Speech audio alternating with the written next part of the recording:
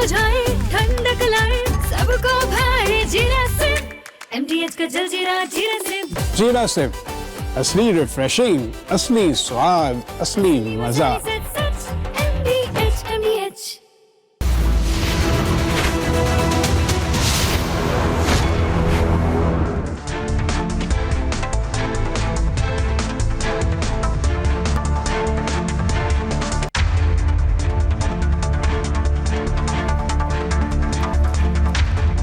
नमस्कार, बहुत स्वागत है आपका। आप देख रहे हैं देश का नंबर 1 न्यूज शो, ये भारत की बात है, और मैं हूं आपके साथ मृदुल शर्मा। होगी देश की हर बात, दिखाएंगे देश और दुनिया की तमाम बड़ी खबरें। आज खबरों में आपके लिए क्या है खास?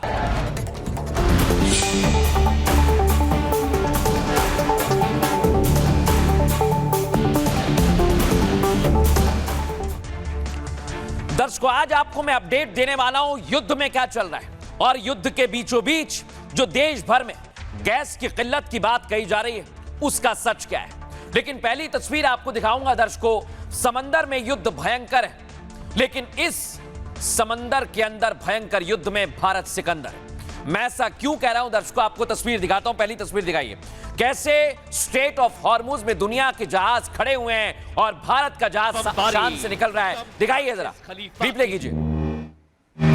स्ट्रेट ऑफ हॉर्मुज, तेल शिप पर बमबारी, ट्रंप वर्सेस खलीफा की दादागिरी, बाकी देशों का रास्ता रोका, तिरंगा शान से आगे निकला। अब दर्शकों मैं आपको बताता हूं, दावा किया जा रहा है कि ईरान जहां स्ट्रेट ऑफ हॉर्मुज है वहां किसी जहाज को निकलने नहीं दे रहा, लेकिन भारत के जहाज वहां से निकल रहे हैं। लेकिन आप देखिए अमेरिका के तेल टैंकर पर कैसे हमला किया गया, वो धू धू करके समंदर के अंदर जल रहा है।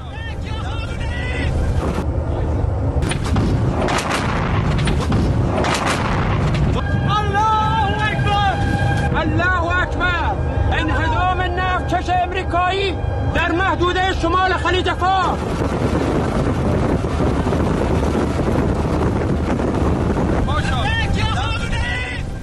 लेकिन दर्शकों, हॉर्मुज में अलग अलग देशों के तेल टैंकर और उनको कैसे निशाना बनाया जा रहा है, दिखाइए जरा, फुल फ्रेम दिखाइए। समंदर में जो जहाज निकल रहा है उस पर हमला किया जा रहा है।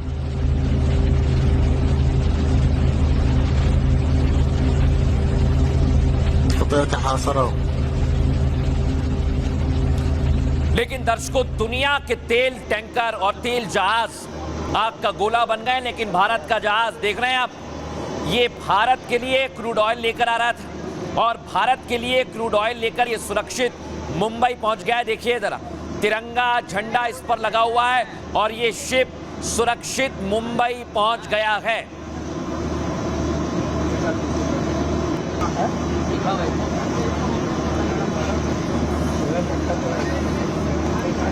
अब दर्शकों, आपको एक और बड़ी खबर मैं बता रहा हूं। ये शिप आपने देखा है, अब ऐसे ही कई और शिप हैं, इसकी जानकारी मैं आपको दूंगा, लेकिन ये भी अब सुरक्षित भारत आएंगे।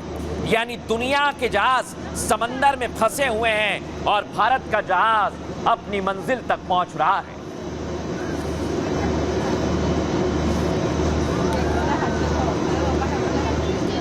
लेकिन दर्शकों, इधर आप देखिए, ईरान किसी को छोड़ेगा नहीं। भारत से तो कूटनीति के जरिए वो बात कर रहा है, लेकिन बाकी जगह पर कैसे हमला करके नुकसान पहुंचाया जा रहा है वो आपके सामने है।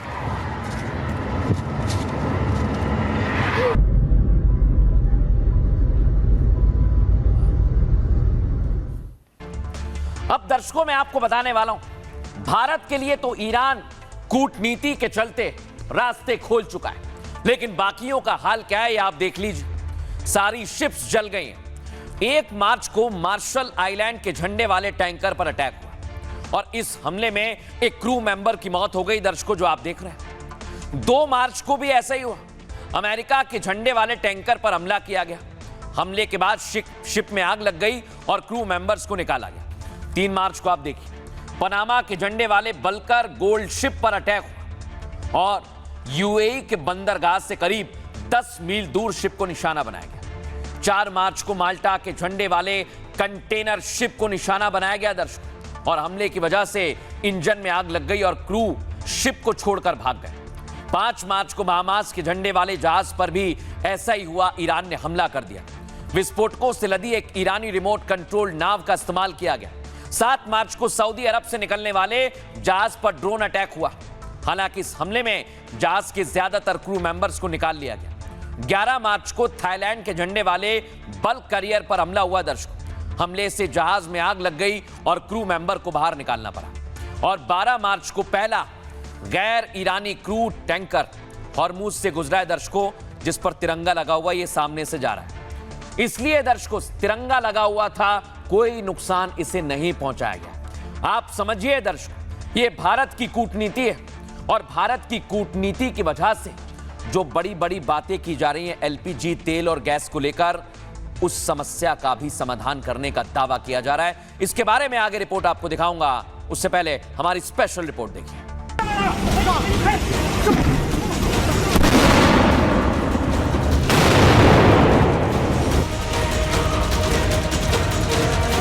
समंदर के सिकंदर की जंग भीषण हो गई है। तेल के लिए मौत के तमाशे की शुरुआत बेशक अमेरिकी राष्ट्रपति डोनाल्ड ट्रंप ने की, तो इसे अंजाम तक जख्मी खलीफा पहुंचा रहा है।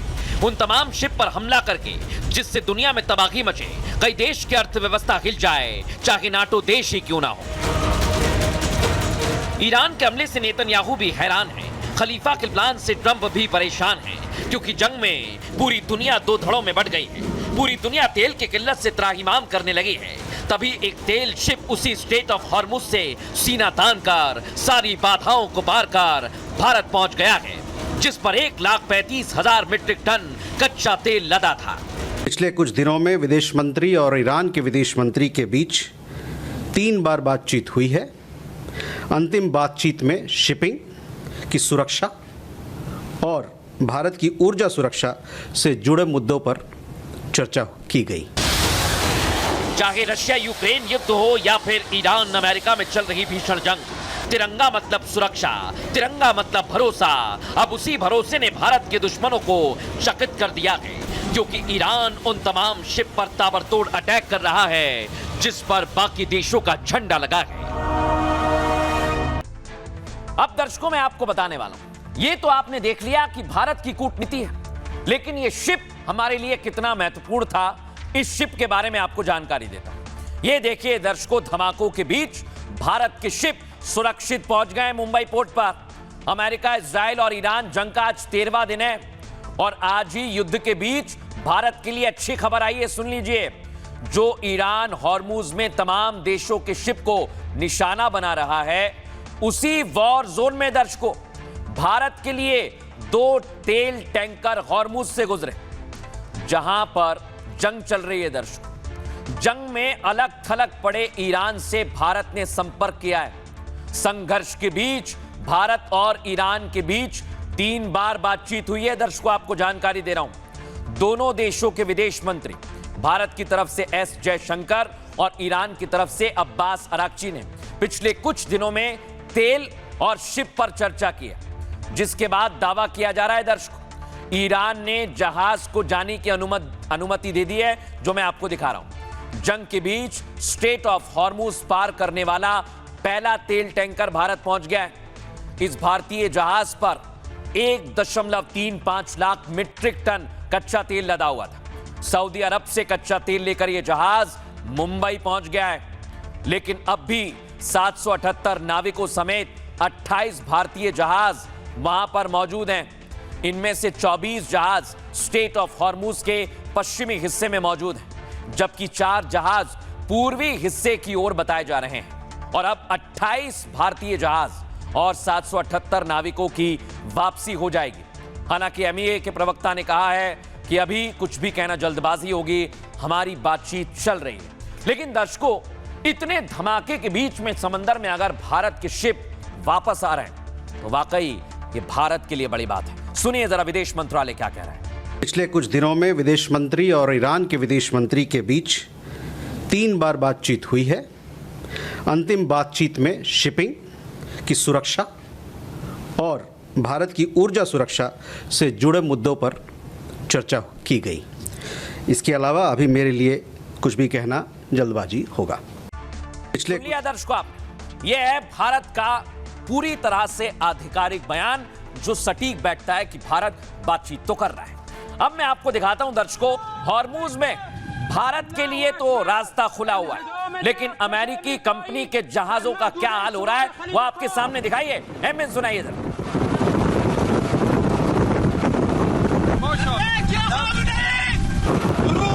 جمهوری اسلامی ایران رزمندگان نیروی دریایی سپاه پاسداران انقلاب اسلامی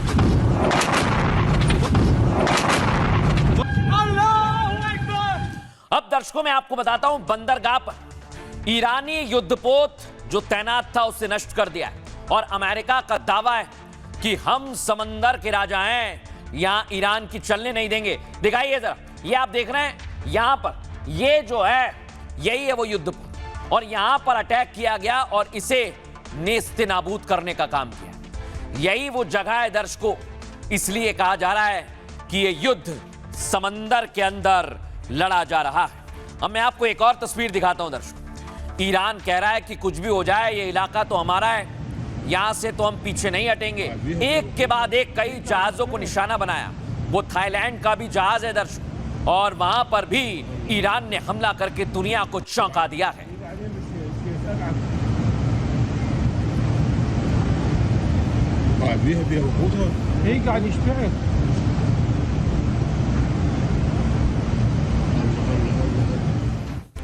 अब दर्शकों इसमें भारत की कूटनीति है। ये कैसी कूटनीति है, भारत ने कैसे ईरान से बातचीत की है, इसे समझना चाहिए। आइए जरा मैं आपको जानकारी देता हूं। हॉर्मूज में छिड़ी जंग का असर पूरी दुनिया पर पड़ रहा है और जंग की वजह से दर्शकों कई देशों में तेल और गैस की भी कमी हो गई है। भारत में भी कुछ इस तरह की बातें कही गई, लेकिन भारत की कूटनीति ने रंग दिखाना शुरू कर दिया है दर्शकों। जानकारी आपको दे रहा हूं, भारतीय टैंकरों को अनुमति देना बड़ी राहत माना जा रहा है क्योंकि स्ट्रेट ऑफ हॉर्मूज दुनिया के सबसे अहम समुद्री रास्तों में से एक है। हर दिन करीब 2 करोड़ बैरल तेल और उससे ज्यादा कच्चा तेल दर्शकों इसी रास्ते से गुजरता है। अब तक दुनिया के अलग अलग देशों तक यह पहुंचता रहा, लेकिन ईरान के सुप्रीम लीडर ने हॉर्मूज के रास्ते को बंद कर दिया है। बावजूद इसके भारत में तेल और गैस की कोई कमी नहीं है क्योंकि भारत काम कर रहा है, भारत ईरान से बात कर रहा है। लेकिन इस दौरान भारत की 5S रणनीति भी दिखी दर्शकों। दूसरी तरफ भारत पड़ोसियों के लिए भी दरिया दिली दिखा रहा है। तेल संकट के बीच बांग्लादेश ने पेट्रोल डीजल की अपील की। इस मांग के बाद भारत ने 5000 टन डीजल बांग्लादेश तक पहुंचाया। भारत इसी तरह नेपाल, श्रीलंका को भी मदद कर रहा है। दरअसल ये भारत की पड़ोसी पहले की नीति के तहत हो रहा है। इसके पीछे प्रधानमंत्री नरेंद्र मोदी की 5S रणनीति है, जिसमें पड़ोसियों के साथ 5S स्ट्रेटेजी अपनाई जाती है। पहले नंबर पर है सम्मान, पड़ोसियों को अपने बराबर का समझना। उसके बाद संवाद, लगातार कूटनीतिक संपर्क बनाना नहीं, और इसी के साथ साथ स्ट्रेटेजी है शांति की, क्षेत्रीय सुरक्षा सुनिश्चित करना। उसके बाद समृद्धि यानी परस्पर लाभकारी आर्थिक ग्रोथ करना, और आखिर में है संस्कृति, ऐतिहासिक और सांस्कृतिक संबंधों को बढ़ाना। लेकिन दर्शकों इसमें पाकिस्तान का नाम नहीं है क्योंकि पाकिस्तान तो धोखेबाज है और भारत ने बाकी पड़ोसियों की मदद की है और भारत ईरान से भी बात कर रहा है। सुनिए एक्सपर्ट इस पर क्या कह रहे हैं। हाल ही में 2 टैंकर जो क्रूड ऑयल और नेचुरल गैस से भरे हुए थे वो स्ट्रेट्स ऑफ हॉर्मुज से आए हैं भारत की तरफ, क्योंकि उनके ऊपर भारत का उद्भाष था और ईरान ने हमारे विदेश मंत्री से बातचीत की, उनके विदेश मंत्री ने, और ये फैसला किया है कि जो भारतीय इंडियन फ्लैग टैंकर्स हैं उन पे हमला नहीं होगा। अब कुछ लोग कहते हैं कि बारूदी सुरंग माइंस बिछा दिए हैं स्ट्रेट ऑफ हॉर्मुज ने ईरान में। मैं नहीं मानता कि भारत की जो रणनीति है, भारत की जो दोस्ती की नीति है, सबके साथ सबका प्रयास, सबका विश्वास, ये बहुत अहम है और बहुत कामयाब हुई। अब चाहे इसको 5S कहें, संयम है, ये है, संस्कृति है, एक्सेट्रा। मेरा अपना मानना है कि ईरान हम पर भरोसा करता है, हम ईरान पर भरोसा करते हैं, इजराइल हम पर भरोसा करते हैं और हम उन पर करते हैं। तो अगर जीत है, ये भरोसे की जीत है और ये शानदार कूटनीति इंडियन डिप्लोमेसी की एक अनप्रेसिडेंटेड ड्राइव है। बाकी देश बड़ी तकलीफ में है।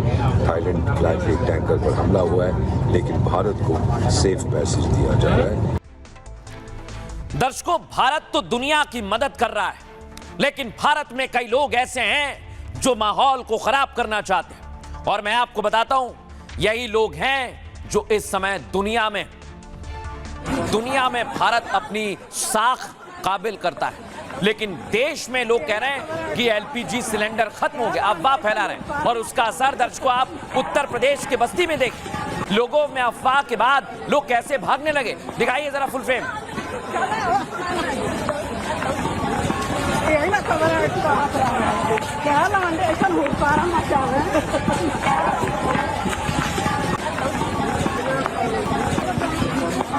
दर्शकों आज मैं आपको देश में कैसे कालाबाजारी चल रही है इसका सच दिखाऊंगा। दिखाइए जरा उत्तर प्रदेश में कानपुर में अफवाह फैलाई गई और अफवाह के बाद देखिए जरा वहां पर क्या हुआ। लोग सिलेंडर के लिए लड़ रहे हैं। दिखाइए फुल फ्रेम, दिखाइए इस तस्वीर।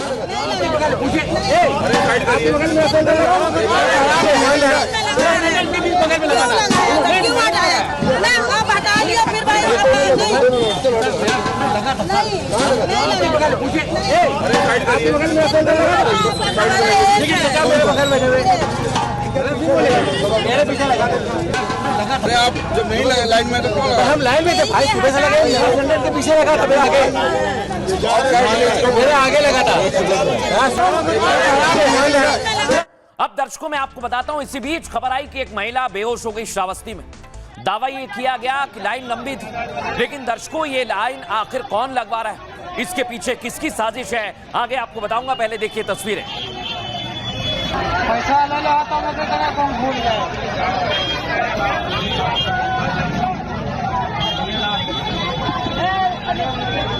देखा दर्शकों आप, अब मैं आपको दिखाता हूं दिल्ली की तस्वीर। ये दिल्ली की तस्वीर आप देख रहे हैं, जहां सिलेंडर के लिए लोग कह रहे हैं कि बड़ी लंबी लाइन लगी हुई है, लेकिन दर्शकों सिलेंडर जिसका उत्पादन बढ़ा है वो एकदम से कम कैसे हो गए।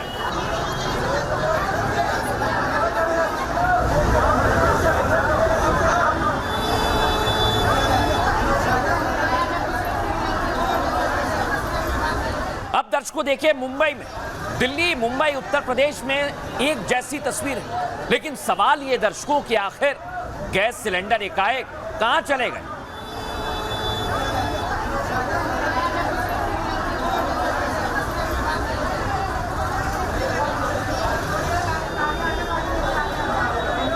अब दर्शकों मैं आपको बताता हूं, गुजरात में भी कुछ ऐसा ही देखने को मिला। यहां पर भी आप देखिए महिलाएं लाइन में लगी हुई हैं, लेकिन दर्शकों इतनी ज्यादा संख्या में लोग आखिर लाइन में क्यों लगे हों। आपने तस्वीर देखी, मध्य प्रदेश, उत्तर प्रदेश, दिल्ली, मुंबई, गुजरात, हर जगह ये गैस सिलेंडर कहां चले गए।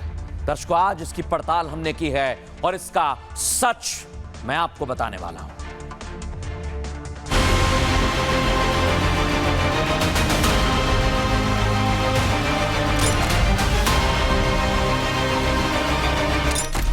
भारत में गैस को लेकर अफरा तफरी जैसा माहौल बनाया जा रहा है। गांव से लेकर शहर तक लंबी लंबी लाइनें लगी हैं। लेकिन क्या वाकई भारत में गैस की किल्लत है? आप देख सकते हैं तस्वीरें, एक जो टॉयलेट है उसमें गैस की टंकियां छुपाकर रखी गई थी। बड़ी टंकियां भी हैं और इसमें छोटी टंकियां भी हैं। या फिर युद्ध के नाम पर काला बाजारी का खेल चल रहा है। गैस सिलेंडर की क्राइसिस है और इस समय लोगों उसका दुरुपयोग करते हुए कालाबाजारी कर रहे हैं, तो लगातार हम लोग कार्रवाई करेंगे। आज रिपब्लिक भारत आपको हकीकत बताएगा।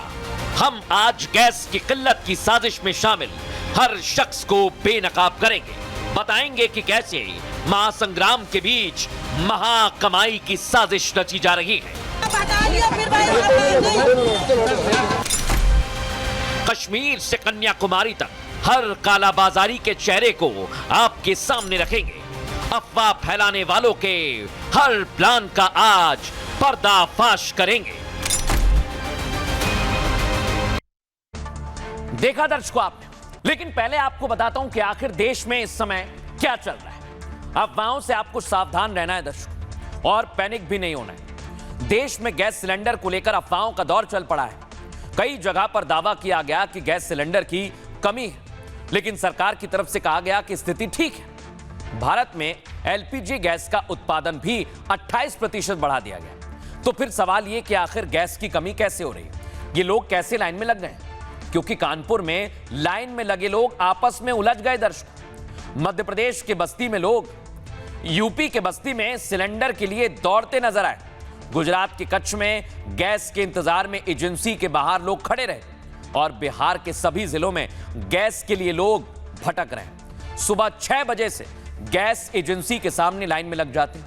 लोगों का कहना है कि अगर पर्याप्त मात्रा में गैस सिलेंडर हैं तो फिर उन्हें एलपीजी सिलेंडर क्यों नहीं मिल रहा। सवाल तो दर्शकों जायज है, आखिर लोग इसको लेकर क्यों परेशान हो रहे हैं, इसके पीछे की वजह मैं आपको बताऊं। पहले सुनवाता हूं देश के लोगों का क्या कहना है। गैस है ही नहीं, ये बता रहे हैं, बुकिंग हो ही नहीं रही है। सुबह से खड़े हो रहे हैं हम लोग, अभी तक हमें सिलेंडर नहीं मिला। कल भी आए हम। टंकी नहीं तो खाना कहाँ से बनेगा? जब टंकी रहेगी जब तो खाना बनेगा। से नहीं बना खाना, कल से खाना नहीं बना है घर पे। हम कल से लग रहे 15 दिन हो गए। मैसेज देखो आप मेरा, हमें सिलेंडर नहीं दे रहे। 800 रुपए देके चूना लगा दिया, बहुत तगड़ा। आज मेरा 3 दिन हो गया। 3 दिन और कल आया था, मेरे को बोले कि आके यहाँ से अर्जेंट पावती लेके जाओ तभी आपको बाटला मिलेगा। ये लोग बोले आपको 25 दिन के पहले बुकिंग हो नहीं सकता। अब बताइए, जनवरी में किया था, पूरा फरवरी गया, अप्रैल चालू है और ये लोग बोलते हैं कि 25 दिन के बाद बुकिंग होगा। ये अलग से ये लोग सिस्टम बना के बैठे हैं। 4 दिन हो गया बुकिंग को, डीएससी नंबर जनरेट नहीं हुआ, अभी तक मिल नहीं। कैसे बन रहा है अभी घर? इंडक्शन से बन रहा है। यहाँ 8 दिन से दौड़ रहे हैं, सिलेंडर नहीं मिलेगा तो हम लोग का कैसे काम चलेगा? यहाँ नौकरी आदमी कर रहा है, छोड़ के आएगा तो कैसे मिलेगा मैडम जी? नहीं मिलेगा तो हम लोग कैसे रहेंगे मैडम? हमारी जो है 5 तारीख को जो है बुकिंग थी, 2-3 चक्कर आए, नहीं हुआ, सर्वर डाउन है, कभी कुछ नहीं ना, कभी ये नंबर नहीं ना, कभी वो नंबर नहीं ना, इस तरीके से कह के समझा दिया गया, चले गए।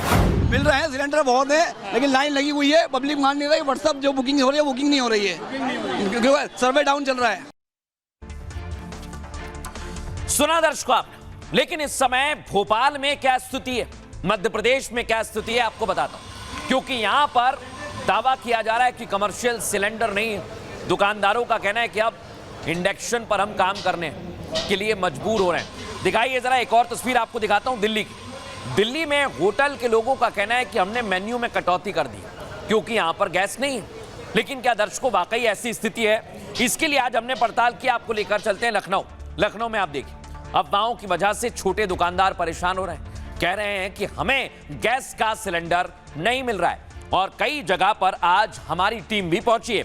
अब आपको दिखाता हूं राजस्थान की तस्वीर। यहां पर दुकानदार ने भट्टी जला ली, जो ये आप देख रहे हैं भट्टी जली हुई है, देख रहे हैं आप, यानी गैस नहीं है और भट्टी का उपयोग यहां पर किया जा रहा है। लेकिन दर्शकों सवाल ये कि आखिर वाकई ऐसी स्थिति है क्या? वाकई देश में इस समय ऐसे हालात हैं, गैस नहीं है, दुकानदार परेशान हो रहे हैं? आइए जरा मैं आपको बताने वाला हूं कि आखिर देश में इस समय स्थिति क्या है। जो दुकानदार और अलग अलग जगह से दावे किए जा रहे हैं, कमर्शियल गैस सिलेंडर की कमी की अफवाहों से दुकानदार परेशान हो रहे हैं। देख रहे हैं आप, होटल और रेस्टोरेंट चलाने वाले अब विकल्प तलाशने लगे। होटल संचालकों ने इंडक्शन पर खाना बनाना शुरू कर दिया है। आपको बताएं, गैस की परेशानी के बीच बाजार में इंडक्शन की डिमांड बढ़ गई है, ऐसा लोगों का दावा है। मध्य प्रदेश में ज्यादातर होटल में इंडक्शन का इस्तेमाल हो रहा है। सिलेंडर की कमी का असर दिल्ली के होटल्स पर भी पड़ने लगा है। दिल्ली के कनॉट प्लेस में होटल संचालक मेन्यू में कटौती कर रहे हैं। होटल के बाहर लिमिटेड चीज ही मिलने का पोस्टर तक लगा दिया। पोस्टर में लिखा है सिर्फ राजमा और कड़ी चावल ही मिलेगा। अब उत्तराखंड के होटल ढाबों के मेन्यू में 70% फूड आइटम गायब हो गए। राजस्थान में अब लकड़ी और कोयले की भट्टी का इस्तेमाल हो रहा है, जो मैं यहां आपको दिखा रहा हूं। होटल चलाने वालों का कहना है कि अगर हालात नहीं बदले तो होटल बंद करना पड़ सकता है क्योंकि स्टॉक सीमित है। लेकिन दर्शकों सच ये नहीं है, सच अलग है, सच बहुत अलग है। पहले सुनिए रेस्टोरेंट के मालिक क्या कह रहे हैं, सुनिए जरा। कनॉट प्लेस की शंकर मार्केट में मैं मौजूद हूं और सबसे फेमस दुकान आप ये देखेंगे राजमा चावल की दुकान है।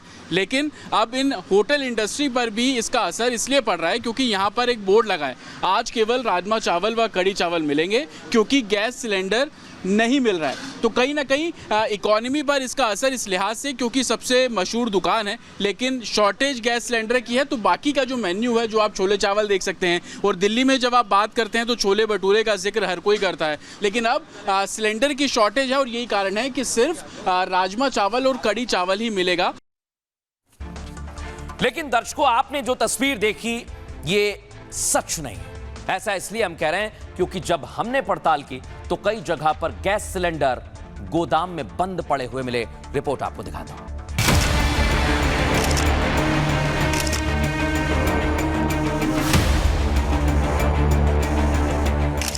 गैस की कालाबाजारियों पर प्रशासन के साथ साथ आर भारत की भी नजर है। हमारी टीम सबसे पहले भोपाल में पड़ताल करने पहुंची। भोपाल के गांधीनगर में एक घर में हमारी टीम ने दबिश दी। यहां पर 15 से ज्यादा घरेलू गैस सिलेंडर मिले। गैस की कालाबाजारी करने वाले 1500 रुपए में एक सिलेंडर बेच रहे थे।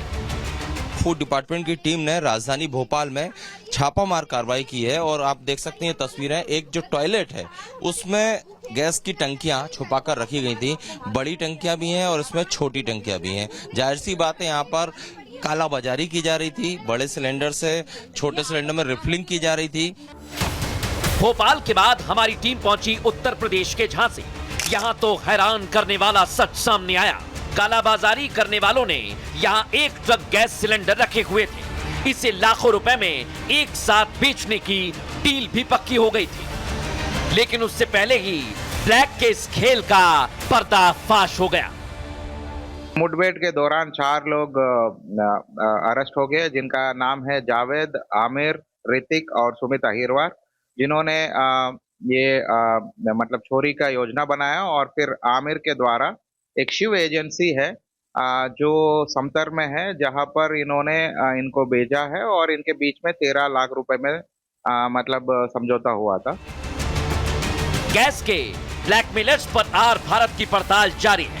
हम जल्द ही और कालाबाजारी करने वालों को आपके सामने लाएंगे, क्योंकि हमारा संकल्प राष्ट्र सर्वोपरि का है।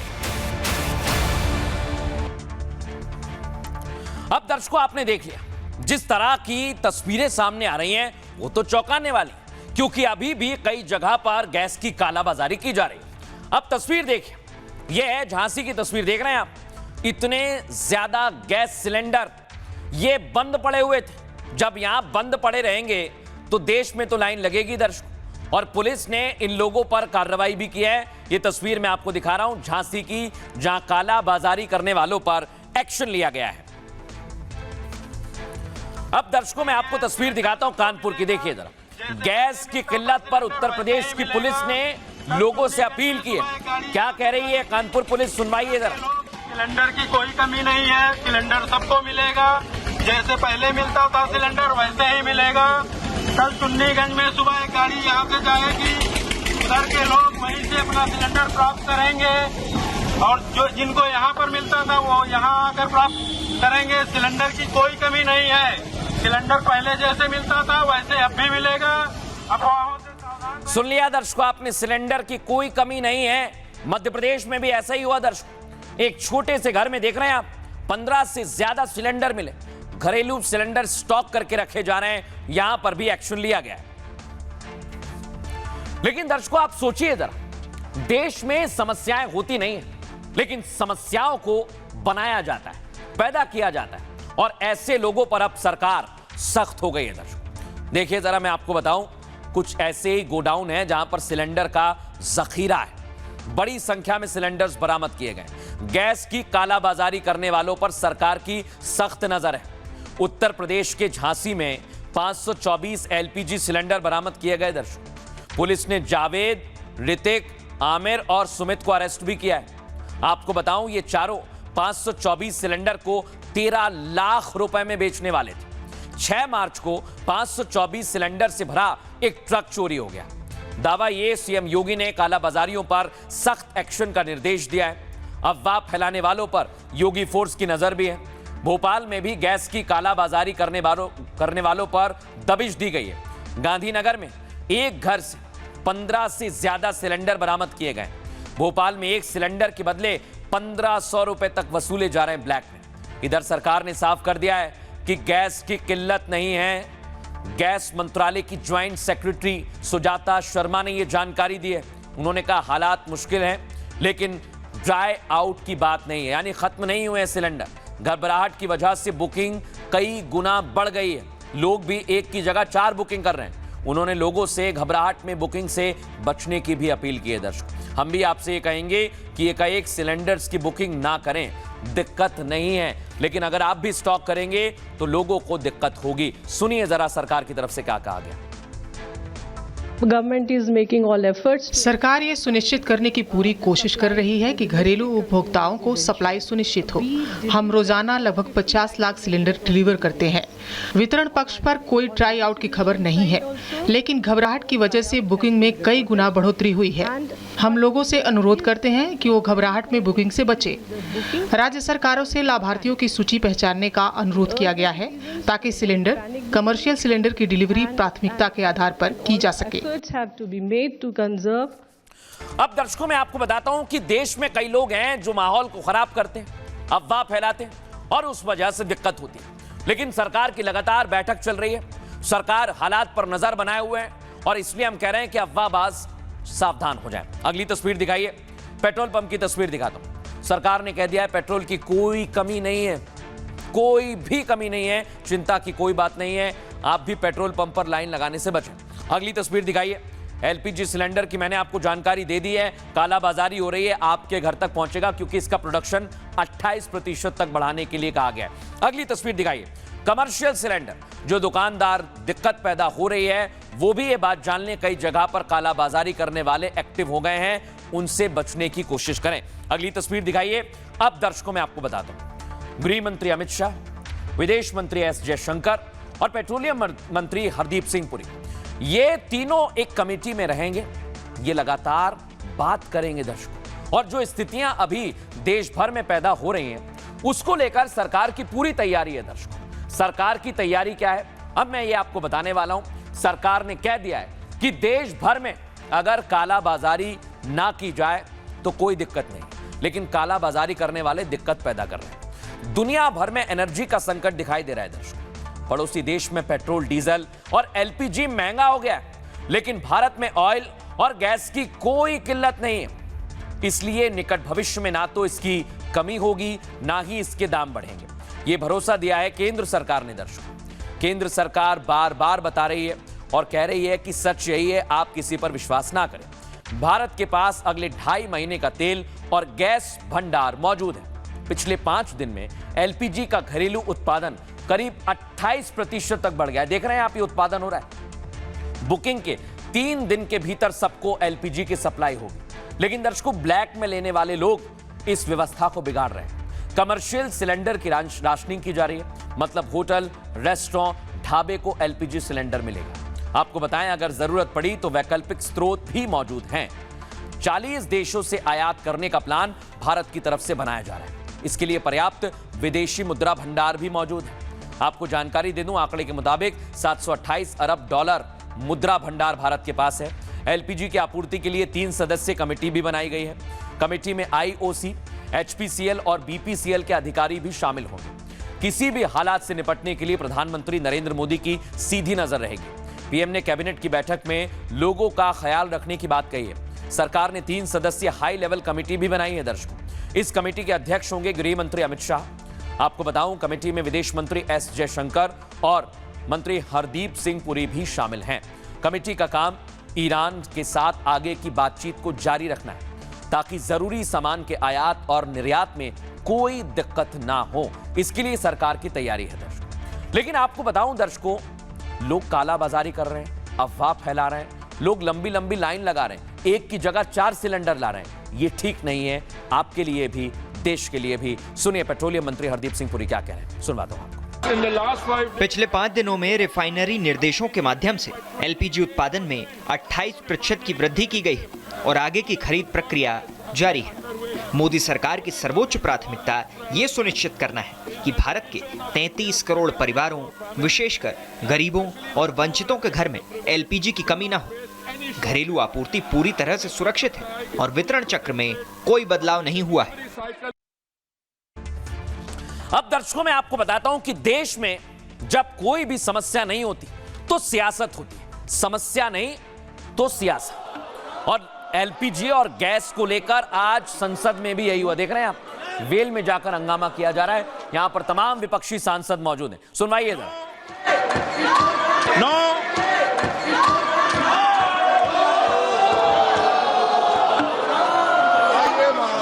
सीट पर भेजो सर, सीट पर।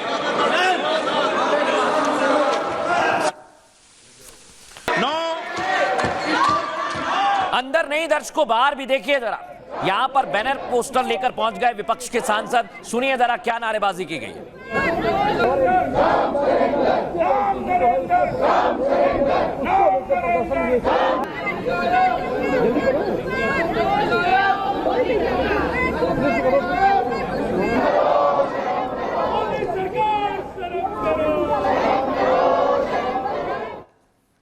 लेकिन दर्शकों सोचिए, देश में तरह तरह की सियासत के मुद्दे हैं, लेकिन सियासत उस मुद्दे पर की जा रही है जिसका दूर दूर तक कोई संबंध नहीं है, यानी अफवाह को लेकर भी अब देश में सियासत हो रही है। रिपोर्ट में दिखाता हूं।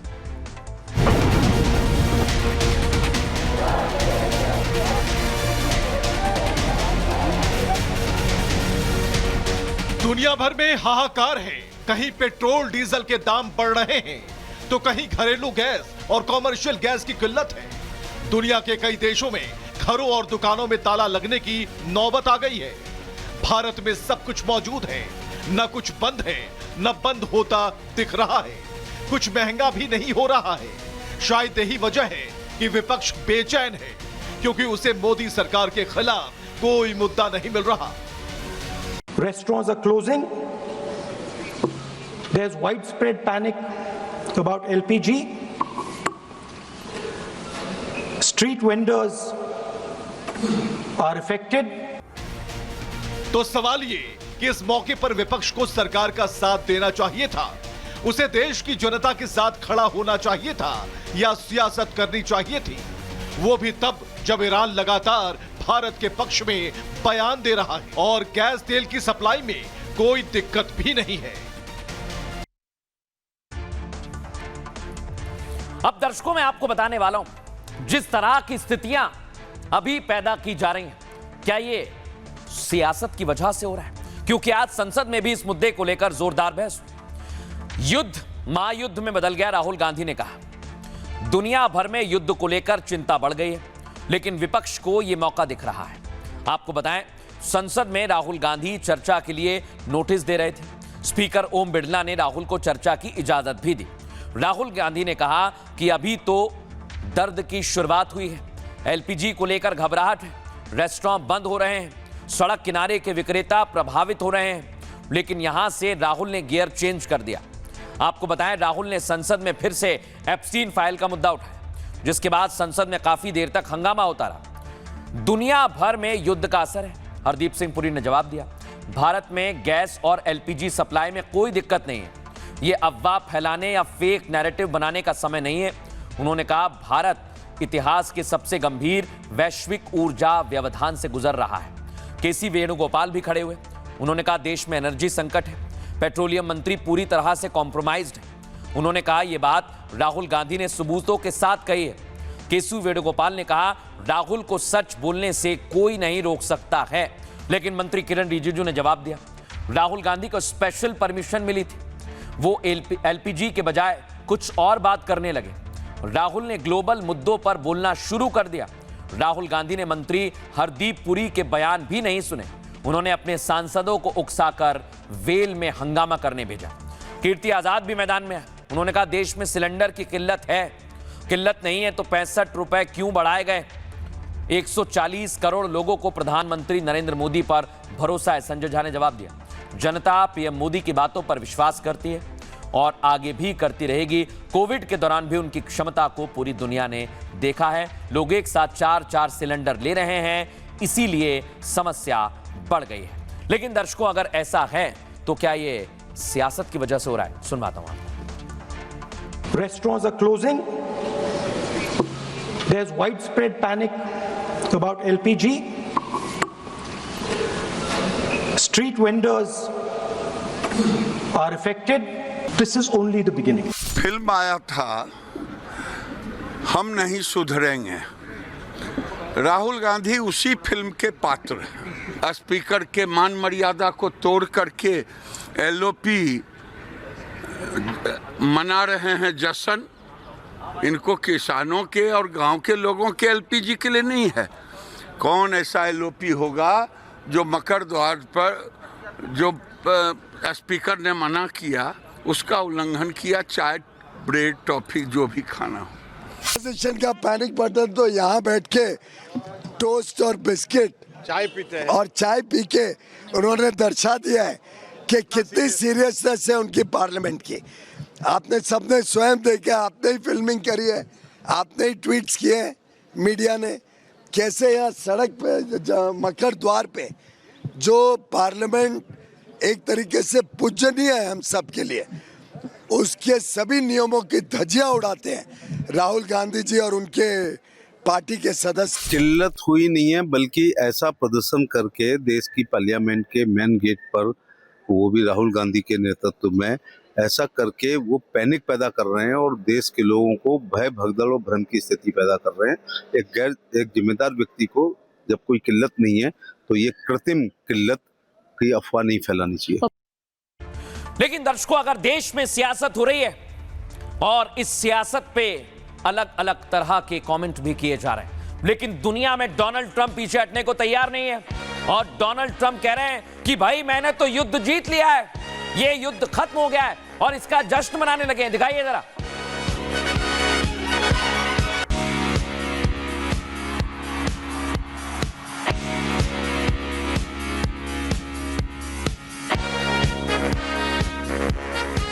दर्शकों, डोनाल्ड ट्रंप कह रहे हैं मैंने युद्ध जीत लिया, लेकिन इधर ईरान ने ट्रंप के जहाज को उड़ा दिया। देख रहे हैं आप, ट्रंप उधर डांस कर रहे हैं, युद्ध जीतने की बात कर रहे हैं, लेकिन ईरान लगातार हमला कर रहा है।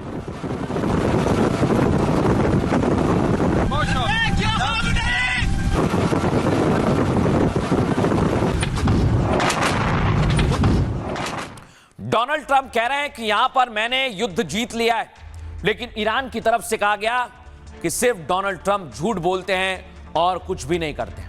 लेकिन दर्शकों, अगर वाकई ऐसा है तो फिर डोनाल्ड ट्रंप क्यों यह दावा कर रहे हैं? अगर युद्ध नहीं जीता तो क्या वजह है कि डोनाल्ड ट्रंप यह दावा कर रहे हैं? आइए जरा आपको बताता हूं कि आखिर हो क्या रहा है। युद्ध का आज 13वां दिन है दर्शकों। युद्ध के बीच ट्रंप ने बड़ा दावा कर दिया। ट्रंप ने कहा अमेरिका ने युद्ध को जीत लिया है, हमले के कई घंटे बीत गए और इसके भीतर हमने जीत हासिल कर ली है। अमेरिका ने ईरान की नौसेना को पूरी तरह से तबाह कर दिया है। हमले में लगातार अमेरिका भारी पड़ा, यह भी उन्होंने बताया, और ईरान के 58 नौसैनिक जहाजों को खत्म कर दिया। युद्ध केवल इसलिए चल रहा है क्योंकि हमें मिशन पूरा करना है। ट्रंप ने केंटकी के हेब्रॉन शहर में एक रैली के दौरान यह बयान दिया है दर्शकों। इससे पहले ट्रंप ने हॉर्मुज के सुरक्षित होने का ऐलान किया था। उन्होंने कहा था कि हॉर्मुज स्ट्रेट अब पूरी तरह से सुरक्षित है। इस रास्ते से ऑयल टैंकर बिना रोक टोक निकल सकते हैं। टैंकर ऑपरेटर्स को अब इस रूट का इस्तेमाल करना चाहिए। बयान के कुछ ही घंटे के अंदर ईरान ने दर्शकों अटैक कर दिया। आपको बता रहा हूं मैं, ईरान के हमले में एक ऑयल टैंकर पूरी तरह से तबाह हो गया। इस जहाज पर तेल लदा हुआ था जो हॉर्मुज के रास्ते निकल रहा था। ईरान ने डोनाल्ड ट्रंप के जीत के दावे पर भी आईना दिखा दिया है। ईरान के विदेश मंत्री अब्बास अराक्ची ने एक बहुत बड़ा बयान दिया। अराक्ची ने कहा अमेरिका ने ईरान को हल्के में लिया था। उनको लगा था कि ईरान को 2-3 दिन में निपटा देंगे। उन्हें लगा था कि जल्द सत्ता परिवर्तन भी हो जाएगा, लेकिन उन्हें मुंह की खानी पड़ी और उनका प्लान फेल हो गया। लेकिन इस बीच अमेरिका को भी सच का सामना हो गया दर्शकों। आपको बता रहा हूं मैं, ट्रंप के हॉर्मुज वाले बयान पर अमेरिका ने भी अब सफाई दी है। अमेरिका की ऊर्जा मंत्री हैं क्रिस राइट, यही है जो आपको दिख रहे हैं। इन्होंने कहा हॉर्मुज जल मध्य सुरक्षित नहीं है, हॉर्मुज से आवाजाही संभव नहीं है, हम सुरक्षा नहीं दे सकते। जब अमेरिका सुरक्षा नहीं दे सकता है तो फिर क्या यह युद्ध वाकई खत्म हो गया है? नहीं। सुनिए ट्रंप क्या कह रहा है और ईरान ने क्या जवाब दिया। अमेरिका ने युद्ध जीत लिया है, हमले के घंटे के भीतर हमने जीत हासिल कर ली थी। अमेरिका ने ईरान की नौसेना को पूरी तरह तबाह कर दिया है। हमने ईरान के 58 नौसैनिक जहाज़ों को ख़त्म कर दिया है। युद्ध केवल इसलिए चल रहा है क्योंकि हमें मिशन पूरा करना है। हॉर्मुज स्ट्रेट अब पूरी तरह सुरक्षित है। इस रास्ते से ऑयल टैंकर बिना रोक टोक निकल सकते हैं। टैंकर ऑपरेटरों को अब इस रूट का इस्तेमाल करना चाहिए। उन्होंने सोचा था कि 2-3 दिनों में सत्ता परिवर्तन कर लेंगे और एक त्वरित स्पष्ट जीत हासिल कर लेंगे, लेकिन ये असफल रहे। इसलिए मेरा मानना है कि उनकी पहली योजना विफल रही। अब ये दूसरी योजनाएं आजमा रहे हैं, लेकिन वे सभी भी विफल हो चुकी हैं। मुझे नहीं लगता कि उनके मन में कोई व्यवहारिक अंतिम योजना है। उन्होंने बस अंधाधुंध हम पर हमला करना शुरू कर दिया है। end game in their mind. Certainly out of the U.S. Strategic Petroleum Reserve, they'll go over about 4. America के पास 4 महीने का पेट्रोलियम रिजर्व है, लेकिन मुझे नहीं लगता कि ये युद्ध इतना लंबा चलेगा। हम हॉर्मुज़ जल डमरू मध्य को जल्द खोलने में कामयाब रहेंगे। हालांकि इसकी समय सीमा नहीं बताई जा सकती, लेकिन हम लोग 24 घंटे लगे हुए हैं। उम्मीद है अगले कुछ हफ्तों में हॉर्मुज़ से जहाज़ों की आवाजाही शुरू हो जाएगी। हम उम्मीद करते हैं कि जल्द हालात सामान्य होंगे। हम ईरान की हत्यारी सरकार को उखाड़ फेंकेंगे। ये केवल अमेरिका के लिए नहीं, बल्कि दुनिया में शांति के लिए ज़रूरी है। अब दर्शकों, मैंने आपको दुनिया भर के खतरे बता दिए, लेकिन अब जो मोबाइल आप चलाते हैं उस पर भी बहुत बड़ा खतरा मंडराने लगा है। मैं ऐसा क्यों कह रहा हूं दर्शकों? स्ट्रेट ऑफ हॉर्मुज़ जो समुद्र का रास्ता है, समंदर के अंदर कई केबल्स होती हैं दर्शकों, जिससे आपके मोबाइल का इंटरनेट चलता है। अब दावा यह किया जा रहा है, एक्सपर्ट कह रहे हैं कि अगर ऐसे ही हमले होते रहे तो उन केबल्स को भी खतरा है, और अगर उन केबल्स को नुकसान पहुंचा तो यह सीधा दर्शकों आपके ऊपर असर डालेगा। दरअसल दर्शकों, अगर अंडरग्राउंड केबल्स थोड़ी भी कट जाती हैं या टूट जाती हैं तो फिर दुनिया भर में इंटरनेट चलाना मुश्किल हो सकता है।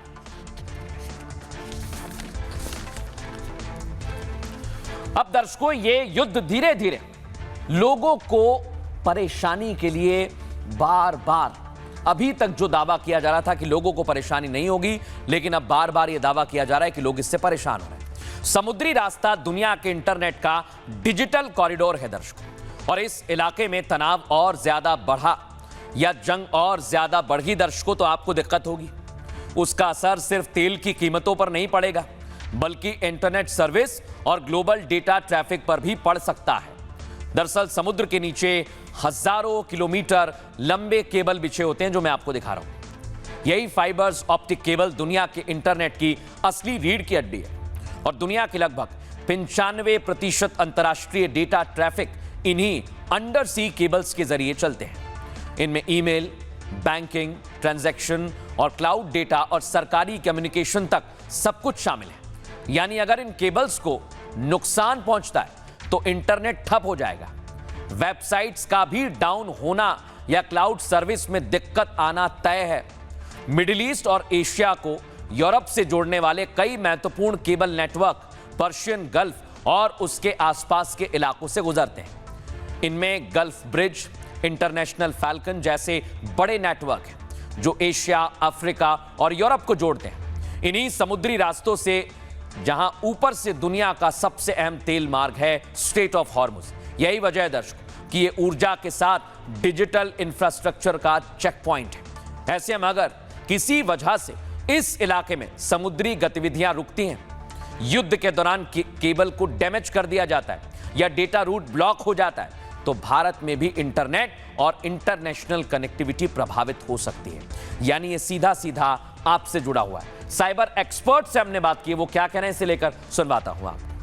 देखिए, जो सी वायर्स होती हैं, उन सी वायर्स के द्वारा अलग अलग कॉन्टिनेंट्स को जोड़ा जाता है, और उसके बाद फिर वो जब एक स्पेसिफिक कंट्री के अंदर वो सी वायर आती है तो उसके द्वारा अलग अलग स्टेट्स में इंटरनेट को, छोटी छोटी इंटरनेट की लाइंस को लीज लाइन में के तौर पर घरों तक पहुंचाया जाता है। तो यस, जब हम बात कर रहे हैं लॉकडाउन की, तो यस, यहाँ पे सी केबल्स के अंदर भी एक डिस्टर्बेंस देखने को मिल सकता है। और उसमें होता क्या है, और अगर कोई स्पेसिफिक कंट्री चाहे अपने रीजन की सी केबल्स को डिस्टर्ब करने की, तो उनके पास वो उसको कर सकते हैं, बिकॉज ये एक बहुत एक तरह से आप ये समझ लीजिए कि दूसरी कंट्री के जो क्रिटिकल नेटवर्क्स हैं, जिसके अंदर इंटरनेट से सब कुछ होता है, ईमेल से लेकर डेटा कनेक्टेशन सब कुछ उसके द्वारा किया जाता है। तो आपने अगर उसको हैम्पर कर दिया तो ऑल ओवर उस एरिया के अंदर ऑटोमेटिकली सिस्टम्स डाउन हो जाते हैं। यस, एक बहुत बड़ा इंपैक्ट देखने को मिल सकता है।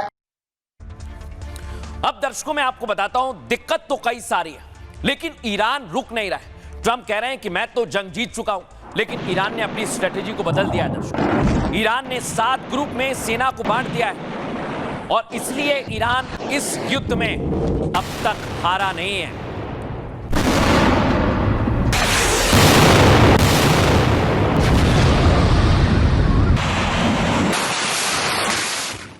अब दर्शकों मैं आपको बताता हूं, ईरान ने दुश्मन को थकाने के लिए मोज़ेक आर्मी तैयार की। यह आर्मी बड़ी खतरनाक है और यह ईरान को अब युद्ध में बचा के रखेगी।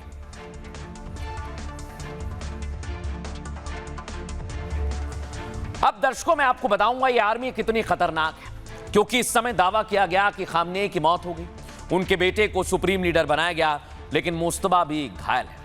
अमेरिका और इजराइल के लिए ईरान ने एक खास स्ट्रेटेजी बनाई है। ईरान ने इसका नाम दिया है decentralised mosaic defence. Mosaic defence का मतलब होता है बिखर कर लड़ना। इसलिए ईरानी सेना को 7 छोटे छोटे टुकड़ों में बांटा गया है।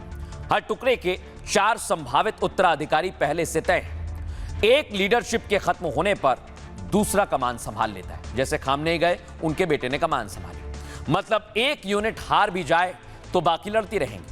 खामनेई की मौत के बाद यह रणनीति पूरी तरह से लागू है। ईरान ने इसे सैन्य ढांचे को 2007 में विकसित किया। पूर्व कमांडर मोहम्मद अली जाफरी ने इसे लागू किया और इसी सेना के दम पर ईरान युद्ध में बने रहने का दावा करता है। ईरान की यह सोच चीनी नेता माओ त्से तुंग के सिद्धांत पर आधारित है। इसमें कमजोर पक्ष को ताकतवर, दुश्मन को हराने की जरूरत नहीं होती। धीरे धीरे दुश्मन की इच्छा शक्ति और संसाधनों को कमजोर करना होता है और यही रणनीति ईरान की उसके लिए कामयाबी की सबब बन रही है। सुनिए जरा डिफेंस एक्सपर्ट इस पर क्या कह रहे हैं। इजराइल की मोसाद ने एक नया टेक्निक ईजाद किया, किस तरह लड़ाई की शुरुआत में ही जो टॉप लीडरशिप है दुश्मन की उसे खलास कर दिया जाए। मतलब ये हुआ कि वर्ल्ड वॉर 2 शुरू होने के पहले जैसा आप हिटलर को मार डालें या स्टालिन को या ज़ुकोव को मार डालें, तो इसके चलते उन्होंने पहली बार आजमाया था ये नासरुल्लाह पे हिज़्बुल्लाह के। ये फिर आजमाने की कोशिश करी ईरान के बरखिलाफ 2026 फरवरी में। इसके चलते ईरान पहले से ही ये स्ट्रेटजी समझ चुका था। उसका उसने निकाल लिया कि साहब decentralise command and control. 31 districts हैं ईरानियन रेवोल्यूशनरी गार्ड कोर के ऑल ओवर ईरान। हर एक के पास अपने मिसाइल, अपने ड्रोन हैं और उनको उन्होंने आदेश दे दिए कि सेंटर से कोई हुक्म आए ना आए, तेहरान से हुक्म आए ना आए, आप एकदम जैसे ही ईरान पे वार होता है आप पलटवार कर देना। और इसके चलते कोई आधे घंटे के अंदर जैसे ही 28 फरवरी को ईरान पे वार हुआ, जिसमें आयतुल्लाह खमैनी साहब की शहादत हुई, तो उन्होंने आधे घंटे में पलटवार कर दिया और अभी तक लगातार करे आ रहे हैं। लेकिन दर्शकों एक बात है कि अगर ईरान इस युद्ध में लड़ रहा है तो ट्रंप अपनी जीत के दावे के साथ फंस चुके हैं। ट्रंप अब पीछे नहीं हटेंगे। इसलिए दर्शकों दावा किया जा रहा है कि ईरान में सैन्य ठिकानों पर अमेरिका अटैक करता रहेगा, क्योंकि अमेरिका के पास कोई कमी नहीं है। उसकी तस्वीर मैं आपको दिखा रहा हूं।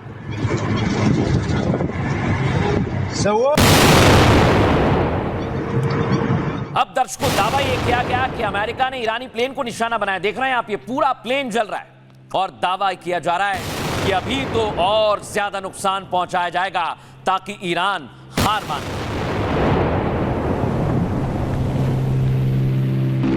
अब दर्शकों मैं आपको बताता हूं, ईरान पर अमेरिका लगातार हमले कर रहा है और इसी वजह से ईरान में काफी दिक्कत आ रही है, लोगों को परेशानी हो रही है, ताकि ईरान आखिरकार अपनी हार मान ले।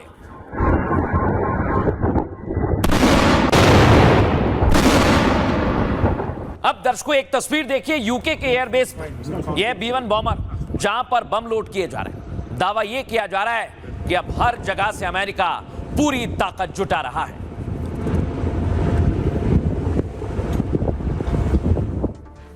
लेकिन दर्शकों डोनाल्ड ट्रंप एक तरफ कहते हैं कि मैं युद्ध जीत गया, दूसरी तरफ ईरान कहता है कि हम हार नहीं मानेंगे। तो ट्रंप फंस गए और इसलिए अब कहा जा रहा है कि ट्रंप पीछे नहीं हट पाएंगे। युद्ध में ट्रंप अमेरिका के साथ पूरी दुनिया को उलझा चुके हैं। राष्ट्रपति ट्रंप के गलत फैसले की वजह से तबाही मची हुई है, क्योंकि उन्हें इस बात की चिंता थी कि अगर युद्ध हुआ तो मिडिल ईस्ट से तेल की सप्लाई पर गहरा असर पड़ेगा। लेकिन अब ट्रंप प्रशासन आर्थिक संकट को काबू करने की कोशिश में लग गया है। इस संकट की वजह से अमेरिका ने भी पेट्रोल की कीमतें बढ़ा दी हैं। लेकिन सिर्फ तेल संकट ही नहीं, यूएस के हथियार भी तेजी से खत्म हो रहे हैं। दरअसल पिछले साल हुई जंग की तुलना में ईरान कई ज्यादा आक्रामक है। उसने मिडिल ईस्ट में अमेरिका के कई सैन्य बेसेस पर हमला किया है। लेकिन युद्ध में ट्रंप इतना आगे निकल चुके हैं कि वो पीछे नहीं हट पाएंगे। सबसे बड़ी बात तो ये कि अमेरिका के पास युद्ध खत्म करने का कोई प्लान नहीं है। हालांकि अमेरिका जो तमाम अधिकारी हैं वो बता रहे हैं इस बात को कि ट्रंप बार बार जो अंदर चल रहा है उसे सामने लाने से बचते हैं, क्योंकि ट्रंप बार बार सैन्य अभियान पूरी तरह से सफल रहा है इस बात को दोहराते हैं। लेकिन ट्रंप की इस सफलता पर जवाब नए सुप्रीम लीडर खामनेई ने दिया है। मुस्तफा खामनेई पीछे हटने वाला नहीं है दर्शकों। और मुस्तफा खामनेई जो इस समय घायल हो चुके हैं, वो कह चुके हैं, आज उन्होंने ईरान की टीवी पर संदेश दिया है। ईरान के नए सुप्रीम लीडर मुस्तफा बेहद गुस्से में है। सुप्रीम लीडर बनने के बाद पहली बार उन्होंने बयान दिया। उन्होंने ये बयान ईरान के सरकारी टेलीविजन पर पढ़ा। मुस्तफा ने कहा, एक एक ईरानी की मौत का बदला लिया जाएगा। साथ ही कहा कि हम किसी की शहादत को भूल नहीं सकते। जितनी तबाही ईरान में अमेरिकी सैनिकों ने अब तक मचाई है, उससे भी भीषण पलटवार अमेरिका के ठिकानों पर जारी रहेगा। इसके अलावा स्ट्रेट ऑफ हॉर्मुज को बंद रखने का ऐलान कर दिया। मुस्तफा ने कहा कि हॉर्मुज को बंद करने के और भी विकल्प देखने होंगे। साथ ही मुस्तफा खामनेई ने स्कूल पर हमले की भी निंदा की। उन्होंने कहा, अमेरिकी हमले में ईरान के 110 स्कूली बच्चे मारे गए, लेकिन अमेरिका ने इसकी जिम्मेदारी से इनकार कर दिया है। ऐसे में मुस्तफा के बयान से यही लगता है कि युद्ध और लंबा चलेगा दर्शकों। और इसको लेकर डिफेंस एक्सपर्ट क्या कह रहे हैं, सुनवाता हूं। डोनाल्ड ट्रंप कहते हैं कि हमने ईरान की एयर को ख़त्म कर दिया है, 100% हमारी एयर सुपीरियरिटी है, हमने उनकी नेवी को ख़त्म कर दिया है, हम उनके 50 जहाज डुबो चुके हैं, हमने उनके 16 माइन लेइंग जहाज़ों को ख़त्म कर दिया है, उनके ड्रोन कैरियर को ख़त्म कर दिया है, यानी कि हम बहुत पहले ही युद्ध जीत चुके हैं। फिर उन्हें क्या लगता है कि अरे अभी तक तो ना रेजाइम चेंज हुआ है, मुस्तफा बाकायदा जिंदा है, ना ही वो यूरेनियम एनरिच्ड 400 kg से ज़्यादा हमारे कब्जे में आया है, ना ही मिसाइलों की 300 किलोमीटर सीमा पर प्रतिबंध लगा है, ना ही प्रॉक्सी को हथियार देने के ऊपर पाबंदी लगी है। फिर वो कहते हैं ईरान हमसे बात करना चाहता है, लेकिन हम अपनी शर्तों पर बात करेंगे। फिर उन्हें पता लगता है कि उनके 2 टैंकर पर्शियन गल्फ में इराक के पास आज ही डुबो दिए गए ईरान के द्वारा। यानी ऐसा एक सर्कल बन गया है कि डोनाल्ड ट्रंप बुरी तरह से भग चुके हैं। अब दर्शकों मैं आपको बता रहा हूं, अगर खलीफा वापस अमेरिका पर हमला करना चाहता है और बदले की बात कह रहा है, तो इसके पीछे का कारण क्या है मैं आपको बताता हूं। डोनाल्ड ट्रंप तो हमला कर चुके हैं, खामनेई को मार चुके हैं, लेकिन आज तुर्की सामने आ गया। एर्दोगन सामने आए और कहा कि अब सारे मुसलमान देशों को एक होना होगा, शिया सुन्नी नहीं चलेगा। अगली तस्वीर दिखाइए। इधर अमेरिका लगातार हमले कर रहा है दर्शकों, यानी अमेरिका पीछे नहीं हटेगा। तो क्या अगला टारगेट तुर्की होने वाला है? तस्वीर दिखाइए।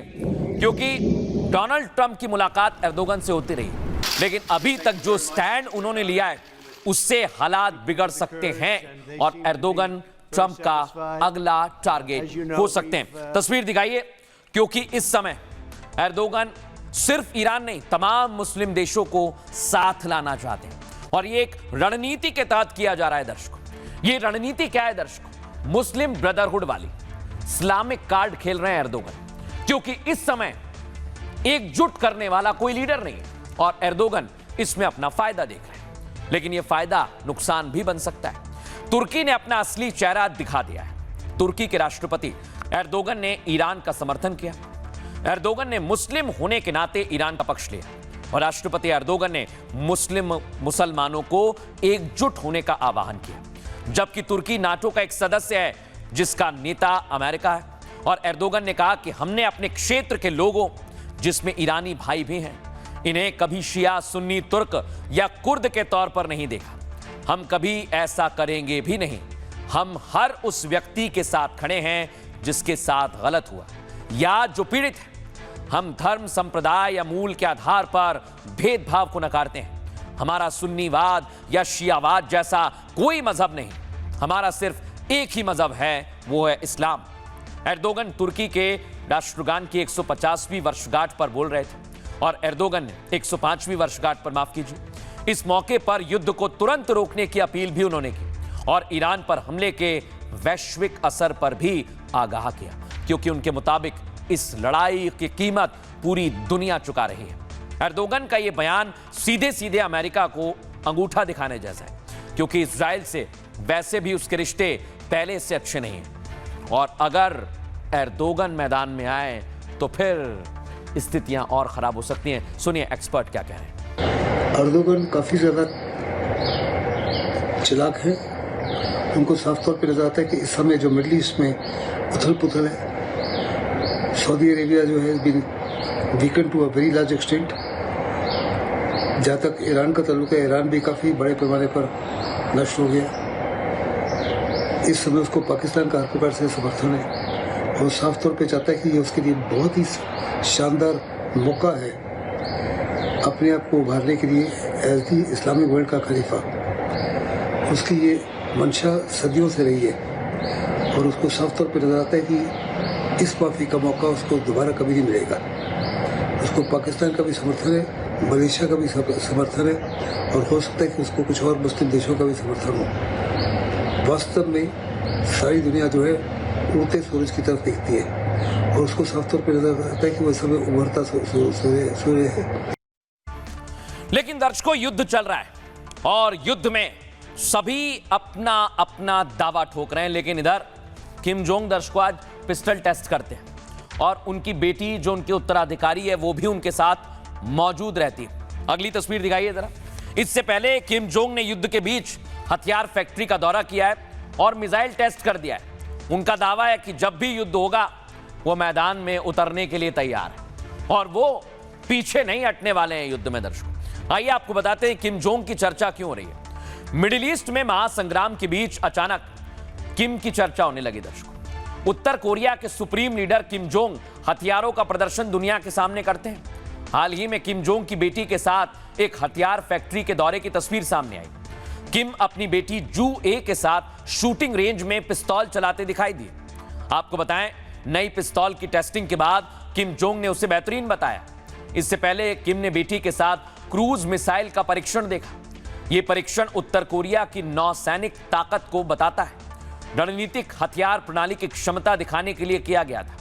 आपको बताएं, मिसाइलों को देश से पश्चिमी तट के पास लॉन्च कर दिया गया। किम की ये एक्टिविटी सीधे तौर पर अमेरिका के लिए चेतावनी है। दर्शकों, खबर है कि अमेरिका उत्तर कोरिया के साथ बातचीत भी कर सकता है।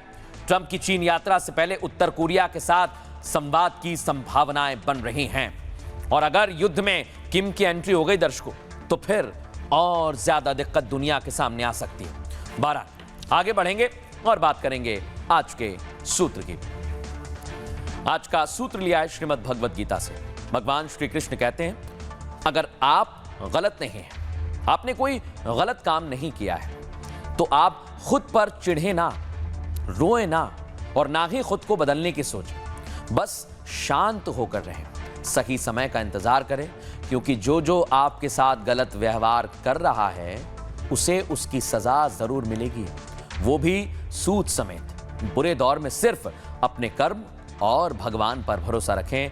अच्छे कर्म करने वालों को अच्छा फल मिलता है और बुरे कर्म वालों को बुरा फल भोगना पड़ता है।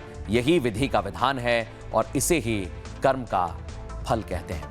बहरहाल वक्त हो गया एक छोटे से ब्रेक का, जल्द हाजिर होंगे। नमस्कार।